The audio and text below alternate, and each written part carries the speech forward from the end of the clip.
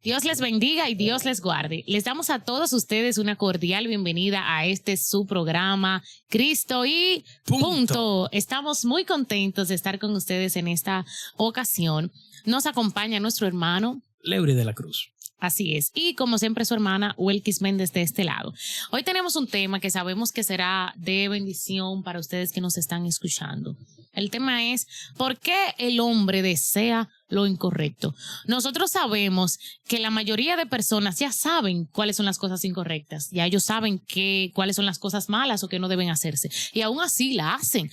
Y la manera de nosotros darnos cuenta de esto es que hay muchas personas que aún sabiendo lo que la ley prohíbe, ellos cometen actos delictivos y por eso hay tantas personas en prisión. Porque aún sabiendo lo correcto, deciden hacer lo malo. Quizás esta concupiscencia, ¿verdad?, los lleva a hacer lo incorrecto. Y muchas veces esto se debe a que muchas personas nos dicen, sigue tu corazón. Sigue lo que te dicta tu corazón. Ahora bien, vamos a ver lo que nos dice la palabra. Jeremías 17:9. Engañoso es el corazón más que todas las cosas y perverso, ¿quién lo conocerá? Nuestro corazón es malo, señores. Nuestro corazón tiene inclinación al mal. Solamente Dios es quien alinea ese corazón. Pero nosotros deberíamos entender mejor este tema, entender mejor las consecuencias, entender mejor el origen de todo esto. Dicho esto, mi hermano Leury, ¿usted por qué cree que muchas personas entienden que pueden hacer lo malo sin haber consecuencias? Bueno, iniciando con la parte del corazón, es importante saber que cuando la Biblia habla acerca del corazón, no se refiere literalmente al órgano que nosotros tenemos acá, sino más bien se conoce, incluso los judíos lo ven desde esta perspectiva, como el lugar de los pensamientos donde se asientan las emociones del ser humano. Y todos nosotros sabemos que los pensamientos no siempre permanecen siendo pensamientos. Por eso incluso el apóstol nos aconseja que lo que es puro, lo que es honesto, lo que es amable, en todo lo que es de buen parecer, que en esto debemos pensar. Porque los pensamientos no siempre se van a quedar siendo pensamientos. Y como hemos dicho en ocasiones anteriores, la mente del ser humano nunca está vacía. Alguien dijo por ahí que una mente vacía es un taller de Satanás. Muy fuerte. Entonces, ¿qué sucede? El hombre, podríamos decir por naturaleza, trae ya de fábrica, digamos, un diseño que no es el original, que no es el que el Señor diseñó en un principio para nosotros, que es el diseño, digamos, del pecado, de la transgresión. Entonces, como nosotros hemos hablado anteriormente, todos nosotros tenemos dentro nuestro una batalla diaria con la cual luchamos. Correcto. A veces, por ejemplo, en el televisor, cuando vemos una serie, un asunto, te ponen un ángel aquí y otro no ángel acá de este lado, ¿verdad?, que te van diciendo. Y eso no es menos cierto. No es literalmente de esta forma, pero sí hay una lucha interna que la Biblia enseña donde tu espíritu lucha con tu carne para que cada uno no haga lo que el otro quiera, y el que tú fortalezcas más o el que tú alimentes más, ese es el que va a prevalecer. Entonces el ser humano, como está lamentablemente de espalda a Dios, va a pecar sin pensar en consecuencias, sin mediar consecuencias, entendiendo que la misericordia de Dios, aunque es grande y es eterna, no llegará a un momento definitivo donde Dios hará consecuencia de los pecados que hemos cometido. Entendemos que la misericordia de Dios es eterna, pero en un momento determinado Dios va a pasar factura por las acciones que hemos hecho. Totalmente, totalmente. La misma escritura dice que en aquel día el Señor juzgará todo lo que hagamos, amén, sea bueno sí, o sea malo. Entonces es importante que yo sepa que nada debajo del sol va a pasar desapercibido. Dios está pendiente a todo lo que hacemos, está pendiente a todo lo que sucede en la tierra. A mí siempre me gusta recordar el pasaje de la escritura que dice que sus ojos atalayan toda la tierra, que el Señor está en observación, en completa supervisión de la tierra, y eso implica de cada uno de nosotros. Así es. Sin embargo, a veces caemos en el error de decir, bueno, no es lo mismo que yo haga algo grave, cometa un delito grave, a que yo haga algo pequeño. Entonces ahí, o eso nos lleva a nosotros a la pregunta de qué cosas pequeñas parecen inofensivas, pero nos terminan alejando de Dios. Exacto. ante Dios los pecados no están categorizados. Nosotros somos que fragmentamos las cosas. El hombre es quien pone, digamos, niveles, pero ante Dios el pecado es pecado. Sí. Por ejemplo, una de las cosas que nosotros tomamos como insignificantes son las mentiras. Sin embargo, la Biblia enseña que para los mentirosos habrá un lado aparte en el lago del infierno. O sea, para Dios las mentiras son un pecado igual que matar a una persona. Entonces, el hombre es que fragmenta y dice, bueno, esto sí es un pecado grande, esto sí es un pecado pequeño, pero ante Dios no es así. Ante Dios el pecado es pecado y la paga del pecado tiene consecuencias. Así es. Indiscutiblemente. Es así. A mí esta parte de las cosas pequeñas me recuerda la escritura cuando nos dice el salmista, ¿quién habitará quién subirá al lugar santo del Señor? ¿Quién habitará en su lugar santo? Sino el limpio de manos y puro de corazón, el que no ha elevado su corazón a cosas vanas, ni ha jurado con engaño. Y a veces esas cosas parecen pequeñas ante nuestros ojos, pero Dios las está mirando. El hecho de que tú no haya engaño en tu corazón, el hecho de que tú no hayas jurado por cosas vanas, el hecho de que tú seas limpio de manos, puro de labios, que tu mente, tu corazón y tu alma no estén contaminadas por el pecado y que tú no decidas maquinar el mal, porque la escritura siempre habla de que el impío, el inconverso, maquina el mal, maquina maldad, piensa en hacer lo malo, pero esa es la diferencia entre nosotros los creyentes, que nuestros pensamientos tienen que ir de continuo al bien. En lugar de que nuestros pensamientos vayan de continuo al mal, nuestros pensamientos tienen que ir de continuo a hacer el bien delante de Dios, porque se supone que nuestros pensamientos tienen que ser dirigidos por la palabra de Dios, guiados por lo que la palabra nos dice, porque el creyente tiene que permitir que sea la palabra la que moldee su vida, que la palabra sea la que cambie y transforme su corazón. Cuando uno está sin Cristo allá afuera en el mundo, uno dice, no, los panas míos son los que me moldearon a mí, los panas del barrio son los que me formaron como yo soy, pero cuando yo llego a Cristo, yo abandono cualquier conducta, cualquier patrón de comportamiento que se aleje del evangelio y comienzo a permitir que sea el Señor el que transforme y trastorne mi vida. Y dicho esto, hay cosas que no se hacen de manera esporádica, sino que se convierten en hábitos. Y eso nos lleva, Leury, a preguntarnos, ¿cómo identificar cuando hay un deseo, un hábito que nos está desviando, que nos está alejando de Dios? Los hábitos son cosas que nosotros normalmente hacemos y se entiende que un hábito es la intercesión entre el deseo, el conocimiento y el poder. O sea, un hábito es algo que tú sabes hacerlo, que quieres hacerlo y que puedes hacerlo. Y muchas veces nosotros hacemos cosas que nos alejan del Señor e ignoramos la consecuencia de esos hábitos. Paso a explicarme. Sí. Nosotros como creyentes tenemos hábitos de oración, tenemos hábitos de lectura de la palabra, tenemos hábitos de consagración, pero cuando se van perdiendo esas costumbres y se va haciendo hábito, entonces llegar todos los días cansado y dejar de orar unos minutos extra, o porque ahora no me siento cómodo, dejo de leer la Biblia, o porque ahora mismo el día va a ser fuerte y no puedo tener el estómago vacío, dejo de consagrar. Entonces esos hábitos que no son buenos van prevaleciendo sobre las cosas que sí deberían ser la correcta, lo que sí deberíamos hacer. Entonces, ¿qué sucede? Llega un momento que eso se vuelve costumbre y ya no sentimos consecuencias de estas cosas. Entonces, por eso es que muchas veces una persona cristiana que no debería ser así, le pasa un mes y no abre su Biblia. Y literalmente eso no le causa ningún, digamos, remordimiento o ninguna culpa en su conciencia porque que ya se volvió un hábito. Una vez escuchaba un testimonio de mi pastor allá en la iglesia que decía que a una persona le encargaron un mensaje un domingo para que fuera a predicar. Sí.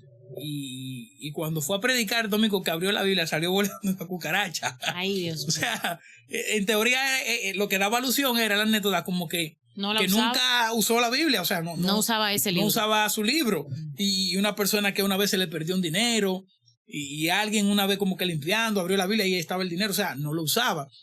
Entonces, ¿qué sucede? Cuando ya permitimos que estas cosas se vuelvan hábitos en nuestras vidas, entonces no hay como un remordimiento, no hay una culpa, no hay un llamado a la conciencia.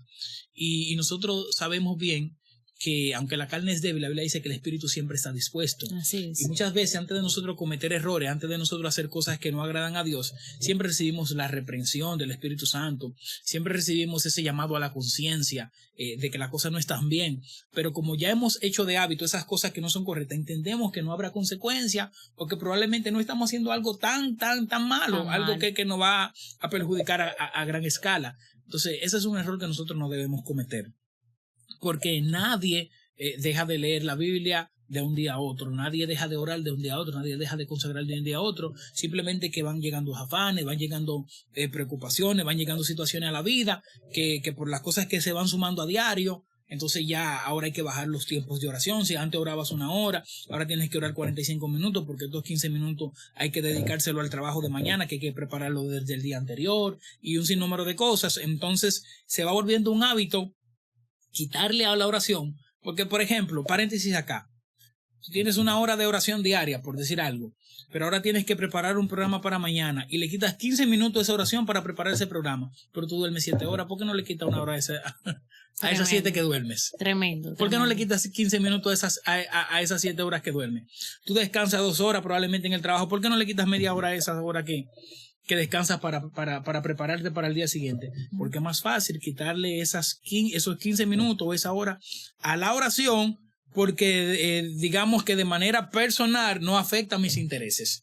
Porque cuando yo le quite 1 hora al tiempo que voy a dormir, entonces me voy a levantar con sueño en la mañana.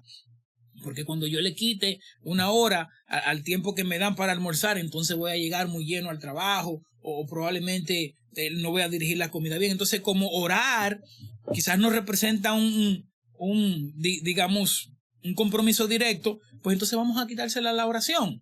Porque yo oro simplemente porque como soy cristiano tengo que crear un hábito de oración, pero no es porque yo entiendo que eso es un estilo de vida, que yo debo vivir así. O sea, yo no oro simplemente porque yo soy cristiano y porque la ley o lo que rige la institución a la que pertenezco dice que hay que orar. Yo oro porque ese es un estilo de vida, porque yo entiendo que a través de la oración es que yo me voy a comunicar con mi Señor. Excelente, Leury, yo estoy totalmente de acuerdo con usted. Y ahí entra mucho la parte del hábito, de los hábitos que yo voy creando. Con eso que usted mencionaba hace un momento, es importante que nosotros destaquemos y sepamos, mis hermanos que nos están escuchando, que toda vida de Dios, vivir la vida de Dios siempre va a implicar un poco de sacrificio. Amén, así es, definitivamente. Va a implicar un poco de sacrificio. Hay cosas que yo voy a tener que dejar de hacer, pero para nosotros en Cristo esas cosas no son una carga, son un privilegio. El hecho de yo poder apartar, reducir mi tiempo de sueño para dedicárselo al Señor debe ser un honor, debe ser una honra. El hecho de que yo tome tiempo de mi horario de descanso para yo dedicárselo a algo que tenga que ver con Dios debería ser un honor para mí. Sí. Y algo que nosotros a veces los creyentes caemos en el error es hacer, que yo sé que todos hemos sido culpables de eso en algún momento, y es hacer cosas para Dios sin Dios. Sigo sirviéndole, estoy sirviendo a Dios, pero yo no pude pasar tiempo con Él. De manera remota, ya yo lo estoy haciendo de manera automática. Yo estoy sirviendo al dueño de la obra sin Él. Y eso es tremendo, porque Dios, el llamado de Dios es que yo pare todo lo que estoy haciendo y pase tiempo con Él, que es lo más importante. Porque algo que uno tiene que saber como cristiano es que la obra no es más importante que Él mismo. Él es más importante. Y una vez que le hemos dado su lugar a Él, entonces su obra puede tomar lugar. Pero yo no puedo quitarle el tiempo a Él para dedicárselo a su obra, porque entonces su obra va a estar incompleta. Definitivamente. El servicio a Él va a estar incompleto. Definitivamente. Mira, eso es un error que muchas veces cometemos. Vale la pena gastarse para Dios. Así es. Vale la pena servir a Dios.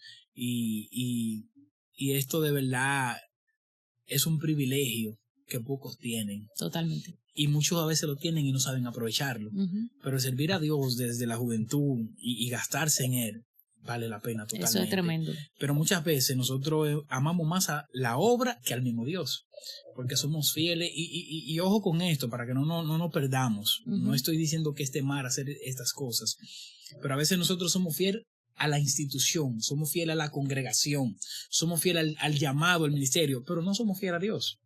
Entonces, para nosotros es más fácil o más importante llegar temprano a un servicio que tratar de conectar con el Señor en el servicio. O sea, entonces hacemos muchas veces las cosas ya de manera automática.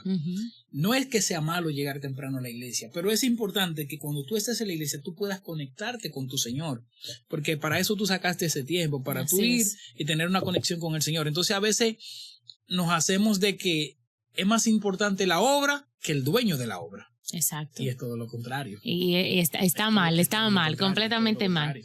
Y retornando al tema de esos hábitos, que nosotros somos aquello que constantemente hacemos. Nosotros somos el resultado de nuestros hábitos. La palabra del Señor nos dice en 1 Corintios 15:33 que no erremos. Las malas conversaciones corrompen las buenas costumbres.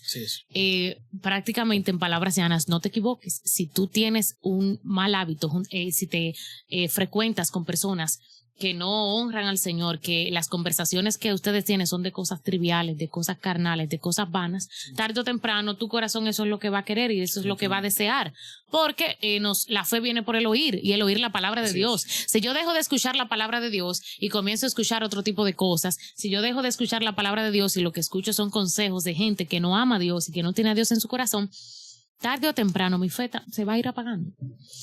Hay un puntito ahí, Welky, y fíjate, volviendo al tema del hábito. Sí. Por eso es que la Biblia dice claramente que las obras de la carne son manifiestas.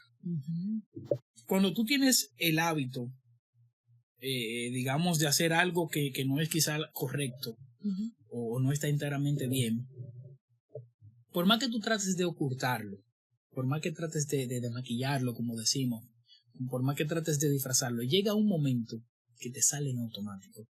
Probablemente ni te das cuenta, pero sale. ¿Por qué? Porque ese eres el tú verdadero, ese es el yo verdadero. Y en un momento determinado se manifiesta. Yo le decía a alguien en una ocasión, por ejemplo, el que se acostumbra a decir palabras obscenas, en un momento determinado se va a ver en un escenario que no debe usar cierto vocabulario. Se le va a salir, como dice. Y se le va a salir. Porque que eso es lo que tú eres, y lo que tú eres es lo que tú manifiestas. Entonces, a veces nosotros decidimos, y pasa mucho en las relaciones de esposos y de noviazgo, fulano cambió. No, él no cambió, él siempre fue así. Desde el principio. Él siempre fue así, él no cambió, él te está demostrando lo que él es.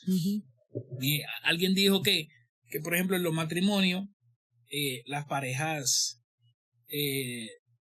los primeros años difíciles de matrimonio solo son los primeros 35 años. Después de 35 años, ya como que la cosa... ¿Los 35 años? Sí, los primeros 35 años que son difíciles en el matrimonio. O sea, que después de ahí ya... Todo fluye solo. Sí, a mí me faltan 32 años. O sea que... Wow. Ya en 32 años ya mi esposa... En cualquier momento Dios lo hace. Sí, definitivamente. Entonces, es así. No es que él cambió, no es que ella cambió. Es que ella, o él, te está mostrando lo que verdaderamente era. Porque, señores... al público, ¿verdad? La mentira es insostenible con el tiempo. O sea, cuando tú tratas de llevar una vida que no es la tuya, llega un momento que eso se hace insostenible. Que en un momento determinado quizás tú vas a querer ocultarlo y de manera automática te va a salir. Eso es así. Porque ese eres tú. Eso es así. Es así. Y dicho esto, mis hermanos, deberíamos finalmente pensar, meditar, analizar y hasta nosotros aquí conversar.